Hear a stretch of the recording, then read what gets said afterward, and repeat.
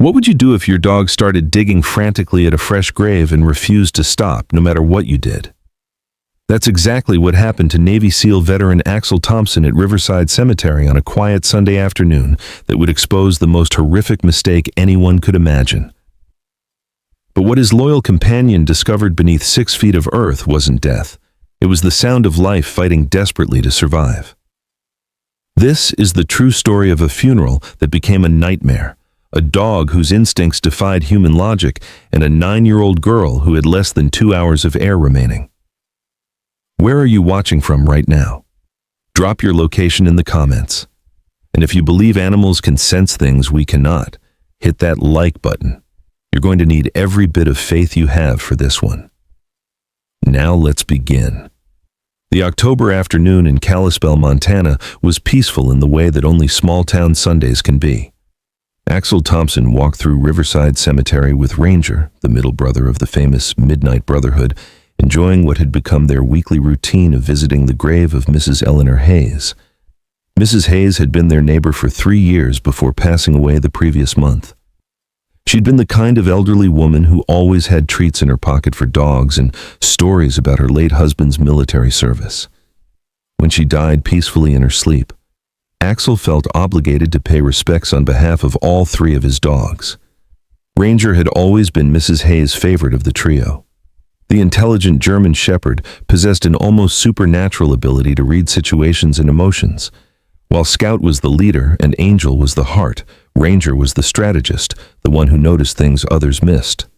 Today, Ranger was behaving strangely. As they approached Mrs. Hayes' section of the cemetery, Ranger suddenly stopped dead in his tracks. His ears perked up to full alert, and he began scanning the area with the intense focus Axel recognized from their search and rescue operations. "What is it, boy?" Axel asked, following Ranger's gaze across the neatly arranged headstones. Ranger ignored him completely, something that had never happened before. Instead, the dog began moving purposefully toward a section of the cemetery Axel had never visited. His pace was urgent, deliberate, and increasingly agitated. They stopped in front of a fresh grave with a small white headstone that read, "Lily Morrison, beloved daughter, age 9, gone too soon, forever in our hearts." The grave was recent. The earth was still dark and soft, with wilted flowers arranged around a small angel statue. Someone had clearly lost a child, and Axel felt the familiar weight of empathy that came with understanding loss. But Ranger wasn't showing empathy. He was showing alarm. The dog began circling the grave in the precise pattern he used during search operations. His nose was working overtime, and his body language was screaming that something was wrong. Then Ranger did something that made Axel's blood run cold. He began digging. Not the casual digging of a dog investigating an interesting smell, but the frantic, desperate digging of a search and rescue dog who had found someone alive. "Ranger, no!" Axel commanded, grabbing the dog's collar. "Stop that immediately!" But Ranger fought against the restraint with a strength and determination Axel had never seen from him. The dog was whining, not in distress, but in frustrated urgency. He was trying to communicate something vitally important, and Axel wasn't understanding. "Come on, boy. We can't disturb someone's final resting place," Axel said firmly, pulling Ranger away from the grave. Ranger submitted to being led away, but he kept looking back at the grave, whining continuously. As they walked toward the cemetery exit, the dog's distress increased rather than decreased. By the time they reached Axel's truck, Ranger was exhibiting behavior that Axel had only seen during the most critical search and rescue operations, when lives hung in the balance and every second mattered. The dog was practically vibrating with urgency. "What the hell is wrong with you today?" Axel muttered, opening the truck door. Ranger refused to get in. Instead, he turned and began walking back toward the cemetery, stopping every few steps to look back at Axel with an expression that seemed to say, "Follow me, this is important." Axel stood by his truck, torn between respecting the sanctity of the cemetery and trusting the instincts of a dog who had never been wrong about anything important. It was then that he heard it. A sound so faint he almost convinced himself he'd imagined it. A sound that seemed to come from the direction of Lily Morrison's grave. A sound that shouldn't exist in a cemetery on a quiet Sunday afternoon. The sound of muffled crying. Axel's military training kicked in instantly. He'd learned to trust his senses in life and death situations, and right now, both his hearing and his dog were telling him the same impossible thing. Someone was alive down there. Jesus Christ, he whispered, his mind racing through the horrific possibilities. Medical error, premature burial, coma mistaken for death, all of which meant that if he was right, someone was buried alive and running out of air. Ranger had returned to his side and was now sitting at perfect attention, looking directly at Axel with eyes that seemed to say, "Now, do you understand?" Axel pulled out his phone with shaking hands and dialed 911. 911, what's your emergency? This is Axel Thompson. I'm at Riverside Cemetery, and I believe someone may have been buried alive.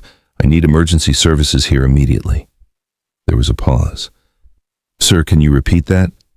I have a search and rescue dog who's indicating that someone in grave plot. Axel squinted at the headstone. Plot 127 in Section C is alive. We need excavation equipment here now. Sir, I'm going to need you to stay calm and explain exactly what you're reporting. But Axel was no longer listening to the dispatcher, because as he stood there, holding the phone to his ear, he heard it again. The crying was louder now, more desperate, and it was definitely coming from beneath the earth. Ranger looked up at Axel with an expression of vindication and urgency that seemed to say, I told you so. Now save her. The race against time was about to begin, and somewhere beneath 6 feet of Montana soil, a little girl was running out of air. What followed was the most chaotic hour in Riverside Cemetery's 150-year history. Within 20 minutes, the quiet Sunday afternoon erupted into controlled pandemonium. Fire trucks, ambulances, police cars, and a specialized rescue unit surrounded grave plot 127. Cemetery groundskeepers arrived with excavation equipment, while paramedics set up emergency medical stations. Sheriff David Chen, who had worked with Axel and the Midnight Brotherhood on multiple search operations, took charge of the scene. But even he struggled to believe what they were attempting. Axel, I trust your dogs more than most humans, Chen said, watching as Ranger maintained his alert position by the grave. But this is Lily Morrison. She died of acute leukemia 3 days ago. I was at the funeral. Her parents are devastated. I know how it sounds, Axel replied, his voice tight with urgency. But Ranger has never been wrong, not once, and I can hear crying coming from down there. Dr. Sarah Martinez had arrived from the veterinary clinic, bringing Angel and Scout with her. The moment the other 2 dogs were released from their carrier, they immediately joined Ranger at the graveside, forming their familiar triangle formation. All 3 dogs were now exhibiting the same urgent behavior. They're all responding, Dr. Martinez said quietly to Sheriff Chen.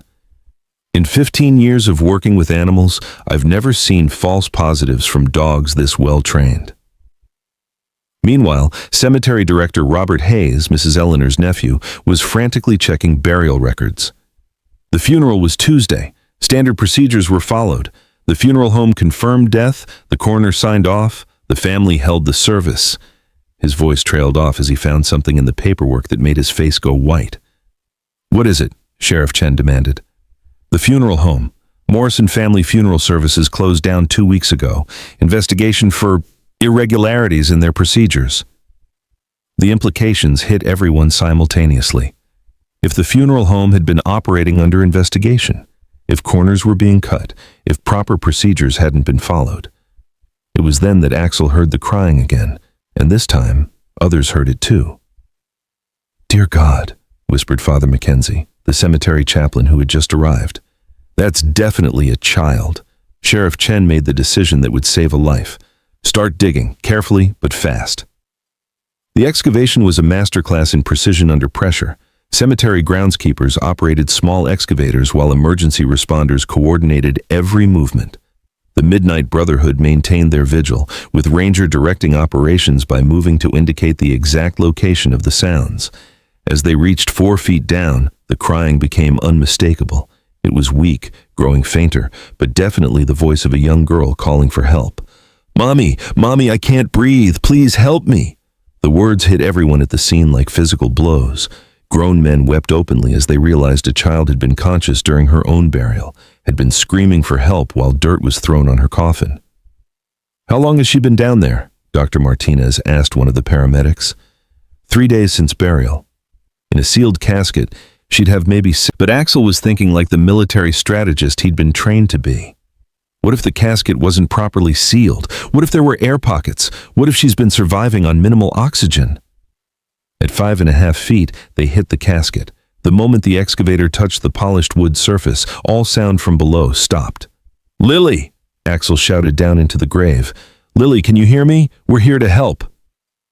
Silence. "She's not responding," one of the rescue workers said grimly. But Ranger began making the same melodic sound that Angel had made as a puppy, the communication sound that had become the Midnight Brotherhood's signature call. Scout and Angel joined him, creating a harmonic sound that echoed into the grave. And then, faint as a whisper, came a small voice. "Doggy?" "Yes," Axel shouted. "The doggies found you, Lily. We're going to get you out." The casket opening was the most delicate operation any of them had ever witnessed.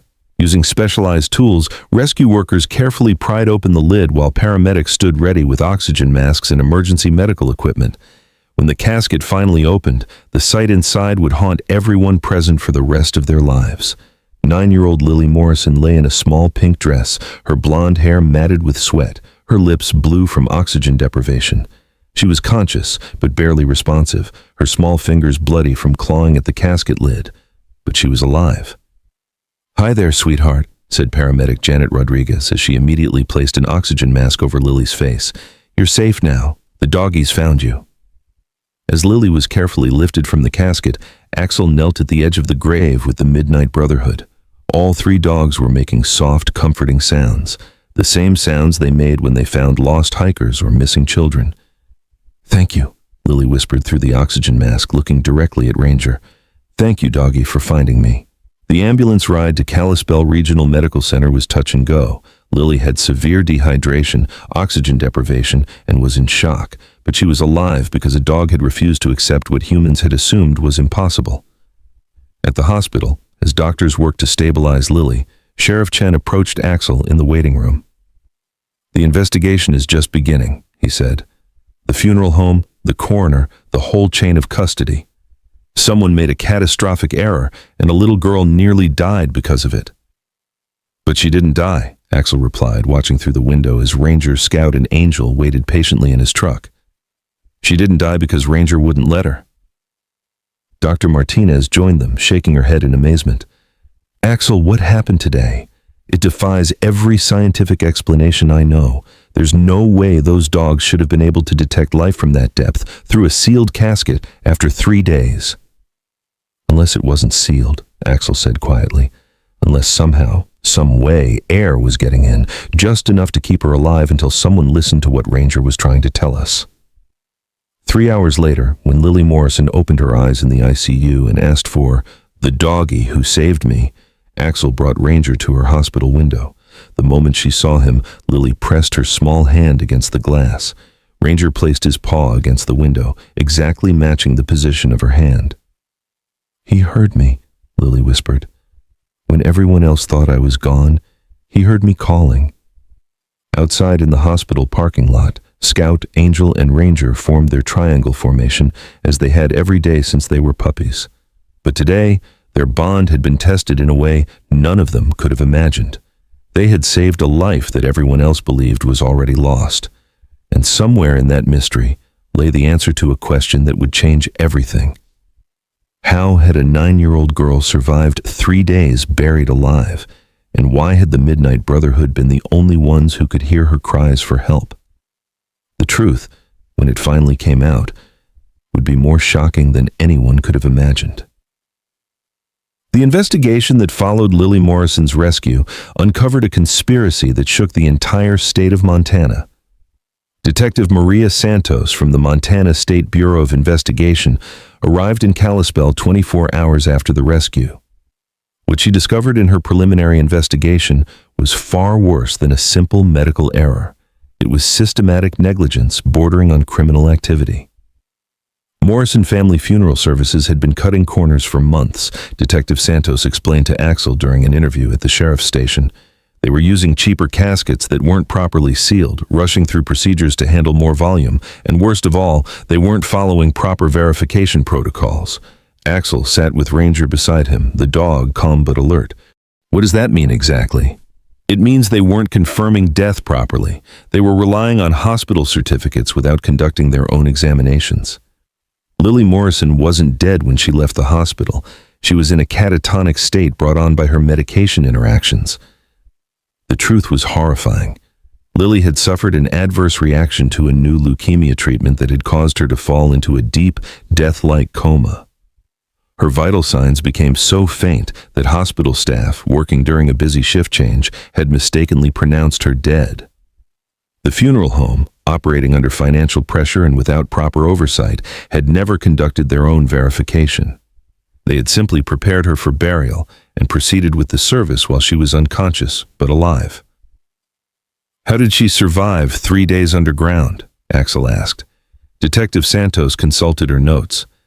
"This is where it gets truly miraculous. The cheap casket Morrison Funeral Services used had a manufacturing defect, a hairline crack in the seal that allowed minimal air exchange. Combined with Lily's reduced metabolic state from the medication, she was essentially in hibernation. But she was conscious when we found her. The medication wore off gradually. She probably regained consciousness sometime during the second day. Can you imagine?" Detective Santos paused, composing herself. "Can you imagine waking up in a coffin underground?" Axel looked down at Ranger, who was resting his head on his paws but remained alert. That's when Ranger started detecting her. She was moving, crying, creating vibrations that traveled up through the soil. Dr. James Wheeler, a veterinary behaviorist from the University of Montana, had driven to Kalispell specifically to study the Midnight Brotherhood's response to the situation. "What these dogs did defies conventional understanding of canine sensory capabilities," he explained to the assembled investigators. "German Shepherds have incredible hearing, yes, but detecting sounds from 6 feet underground through soil and wood, it should be impossible." "But they did it," Axel stated simply. "They did more than that," Dr. Wheeler continued. "According to witnesses, all 3 dogs exhibited the same behavior simultaneously, even though only Ranger was present at the cemetery initially. This suggests some form of pack communication that we don't fully understand." The investigation also revealed that Lily Morrison was the second child who had been improperly processed by Morrison Family Funeral Services. A month earlier, 7-year-old Tommy Chen, Sheriff Chen's nephew, had been buried under similar circumstances. The realization hit Sheriff Chen like a physical blow. "My nephew, We've already begun excavation of Tommy's grave," Detective Santos said gently. "I'm sorry, Sheriff. The timeline suggests it's been too long." That evening, as news crews gathered outside Kalispell Regional Medical Center, Axel visited Lily in her hospital room.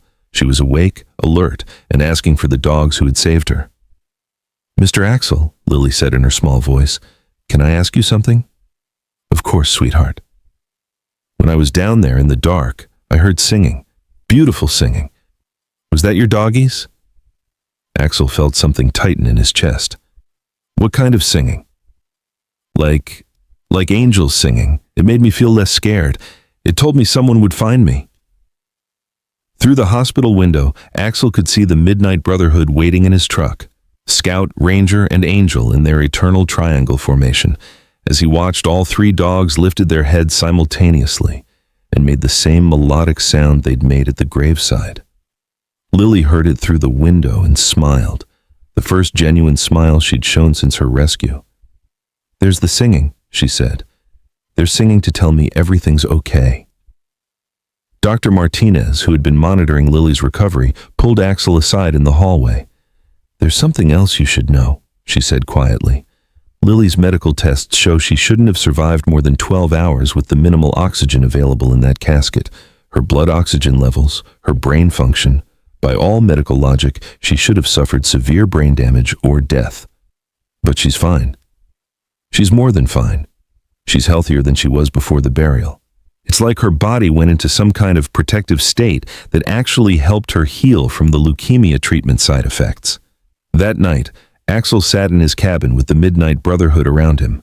The day's events had left him questioning everything he thought he knew about the bond between his dogs and the people they saved. "You 3 heard her calling, didn't you?" he said to them. "Not just with your ears, but with something else." Ranger moved to sit directly in front of Axel, maintaining eye contact in a way that seemed almost human. Scout and Angel flanked him, and all three dogs made their soft melodic sound. For the first time since adopting them, Axel felt like his dogs were trying to tell him something specific, something important about their connection to the people they saved. The next morning brought news that would change everything. Sheriff Chen called Axel at 6 a.m. with urgency in his voice. "You need to get down to the cemetery immediately. Bring all three dogs." "What's wrong?" "It's Tommy's grave. We finished the excavation an hour ago, and Axel, Ranger was right about more than just Lily." When Axel arrived at Riverside Cemetery, he found a scene that defied belief. Tommy Chen's casket had been opened, revealing clear evidence that the 7-year-old boy had also been buried alive. Scratch marks on the casket lid, torn clothing, and worst of all, a small notebook clutched in his hands. Detective Santos held up the notebook with trembling hands. He wrote in it. For 3 days, he wrote about hearing dogs singing to him, about feeling less alone because of the singing. The notebook entries, written in a child's shaky handwriting, told the story of a little boy who had also heard the Midnight Brotherhood's calls across space and time. Tommy had died after 4 days, but he had died knowing he wasn't alone. As Axel processed this information, Ranger approached Tommy's grave and lay down beside it, making the same protective sound Angel had made when she was a tiny puppy fighting for life. "They've been calling to lost children all along," Axel realized, even when we couldn't hear them. The truth was becoming clear. The Midnight Brotherhood wasn't just a search and rescue team. They were something far more extraordinary. Guardians who could reach across the barriers between life and death to comfort those who needed it most. And their greatest test was still coming. 6 months after the Lily Morrison rescue, the Midnight Brotherhood had become something beyond a search and rescue team. They had become legends. Requests came from across North America, families with missing children, law enforcement agencies with cold cases, and most remarkably, grief counselors who had heard about the dog's ability to bring peace to families who had lost loved ones. But it was a call from Children's Hospital Seattle that would define their ultimate purpose. Dr. Rebecca Lawson, head of pediatric oncology, contacted Axel with an unusual request. "Mr. Thompson, we have a situation here that, well, it's unlike anything we've dealt with before." "What's going on?" "We have 17 children in our terminal care ward, end-stage cancer patients, ages 5 to 16. These kids are scared, Mr. Thompson. They're facing the end of their lives, and they're terrified of being alone when it happens." Axel felt the familiar weight of purpose settling on his shoulders. "What can we do to help?" "Word has spread about what your dogs did for Lily Morrison, about how they sang to her when she was alone in the dark. These children have heard the story, and they're asking for the singing dogs. They want to know they won't be alone." That conversation led to the most important mission the Midnight Brotherhood would ever undertake. 3 weeks later, Axel and his 3 dogs arrived at Children's Hospital Seattle for what would become known as the Guardian Angel program. What they discovered there changed their understanding of their purpose forever. The first child they met was 8-year-old Marcus Williams, coincidentally sharing a name with the boy they'd rescued from Glacier National Park. This Marcus was different, though. Thin from chemotherapy, pale from months of treatment, but with eyes that held wisdom far beyond his years. "Are you the dogs who sing to kids who are scared?" Marcus asked, his small hand reaching toward Ranger.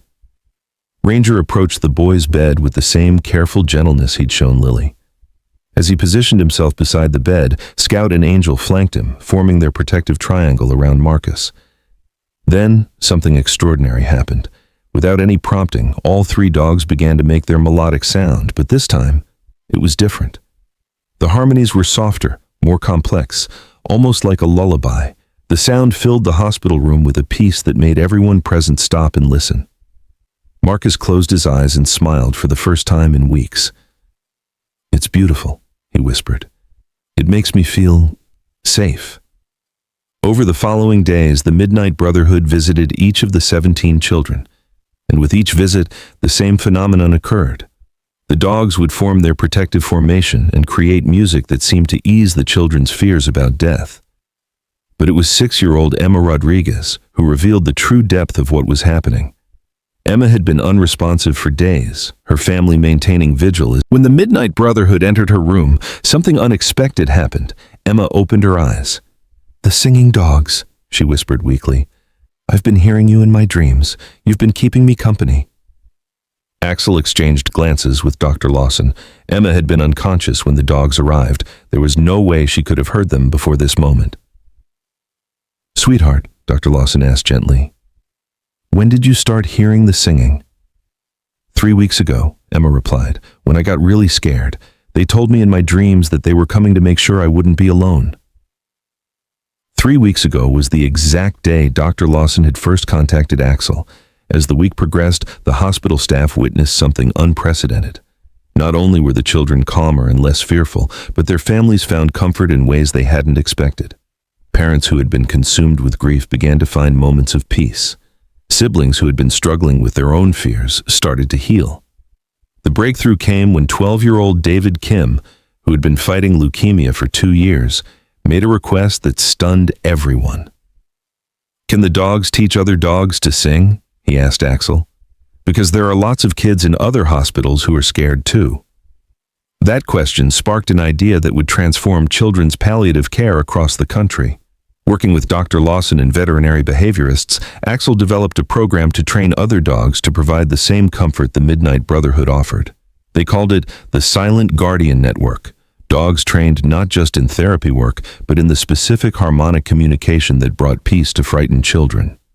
Within a year, the Silent Guardian Network had dogs in 50 hospitals across North America. Each dog was trained by spending time with the Midnight Brotherhood, learning to create the same protective, peaceful presence. But Scout, Ranger, and Angel remained unique. They were the originals, the ones who had discovered their gift through their own rescue and had perfected it through their bond with each other and with Axel. 2 years after the Lily Morrison rescue, Axel received a letter that brought tears to his eyes. It was from Lily herself, now 11 years old and completely healthy. "Dear Mr. Axel, Scout, Ranger, and Angel, I wanted you to know that I'm doing great. The doctors say my leukemia is completely gone. But more importantly, I'm not scared of anything anymore.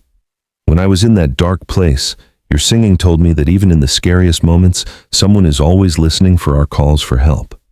That lesson helps me every day. I'm starting middle school next month, and I told my mom I want to work with kids and dogs when I grow up. Maybe I can help you save more people. Thank you for teaching me that being buried doesn't mean being forgotten, and being lost doesn't mean being alone. Your friend forever, Lily P.S. I still hear the singing sometimes at night when I'm worried about something. It always makes me feel better." That evening, Axel sat in his Montana cabin with the Midnight Brotherhood in their familiar triangle formation. Outside, snow was falling, reminiscent of that first night when he'd found 3 tiny puppies crying in the darkness. "You know what I think?" he said to them. "I think you 3 were meant for more than just search and rescue. I think you were meant to show the rest of us that no one ever has to face their darkest moments alone." Ranger lifted his head and made the soft melodic sound that had become their signature. Scout and Angel joined him, creating the harmony that had brought peace to hundreds of frightened children and their families. As their song filled the cabin, Axel realized that the Midnight Brotherhood had evolved beyond their original mission. They weren't just saving lives, they were saving souls. They were proving that love could transcend barriers between life and death, between human and animal, between fear and hope. In hospitals across the continent, children facing their final days fell asleep to the same peaceful singing. Families found comfort they didn't know was possible. And somewhere in the darkness, other dogs were learning to carry the same message of comfort to those who needed it most. The 3 abandoned puppies who had cried out in a midnight blizzard had become the answer to countless other cries in the darkness. Their promise, forged in their own moment of desperate need, had expanded to encompass every child who was afraid, every family who was grieving, every soul who needed to know they weren't alone. Because sometimes the greatest rescue isn't pulling someone from danger. It's reaching into their darkest moment and singing them a song of hope. The Silent Guardian Network continued to grow, but at its heart were 3 dogs who had learned the most important lesson of all, that love once given multiplies infinitely, that comfort once received must be shared,